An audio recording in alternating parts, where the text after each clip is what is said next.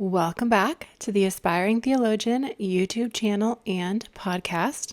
My name is Annie Dolan, and our hearts cannot love God fully if our minds do not know Him. It is my hope to encourage believers to love God with all of their mind through the careful study of His Word.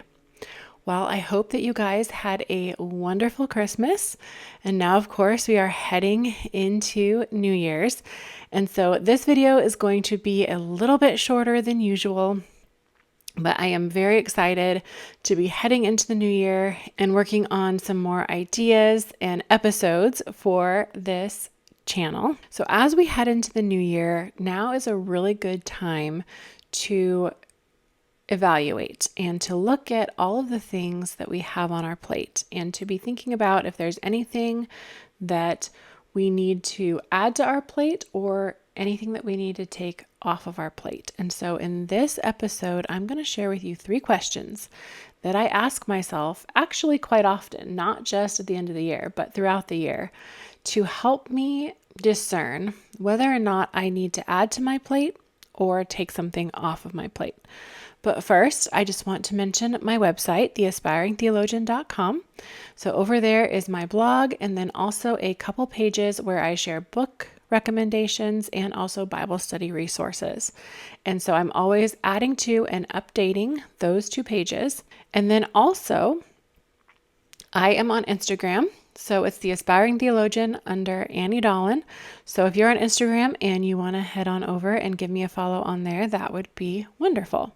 So my life's mission statement, I think you could call it, or my motto or whatever, is Matthew 22:37-39. And so let's read that really quick. And it is where Jesus is talking to the Pharisees and Sadducees, and they were trying to trap him by asking him, what's the greatest commandment?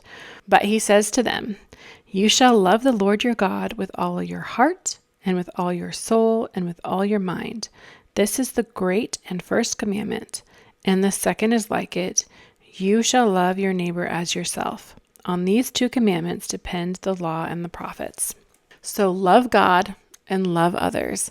And if we obey those 2 commands, the rest of the commandments fall into place where they should be. So the first thing I ask myself is this thing going to help me achieve that motto, that mission statement, that loving God and loving others? Is it going to help me with that focus and that goal, or is it not? And so if it's clearly going to hinder that, then I know right away it's a no. I'm either going to take that thing off my plate, or I'm going to say no to it and not add it to my plate. And sometimes there are good things that we need to say no to, and I will get into that here in a second. So if that thing then makes it past the first question, then I ask myself, do I truly have the capacity in this season of my life to add this to my plate? And so obviously there are many different seasons of life, and there are lots of examples, but for me personally, this is an example from my own life, is that before I had Lucy will be 2 here in February, I just had Daniel, and Daniel is now 16. And so when he was getting into his teenage years, I was able to say yes to a lot more than I could when he was younger. As he was going into his teenage years, he became more and more independent. So I was able to say yes to a whole lot more. But then, of course, I had sweet little Miss Lucy. And so now I have a toddler. And I have had to go back to saying no to some things that I would really love to do, but it's just not the right season. And that's okay. And so just because you have to say no to something in a certain season of life that you're in does not mean that later on you won't be able to say yes to it. So I know as Lucy gets older, I will start to be able to say yes to more things. And so just keep that in mind, that even if you have to say no to something now, you may be able to do it. You may be able to say yes in the future to that thing. And then the third question that I ask myself is, am I the only person able and capable of doing this thing? I think a lot of times when stuff comes across our plate, we can think that maybe we're the only one that is capable or able to get that task done, or that we're the only one who will do it correctly, right? And so we can think that it's all on us, when really there are other people who are perfectly capable of doing that task as well.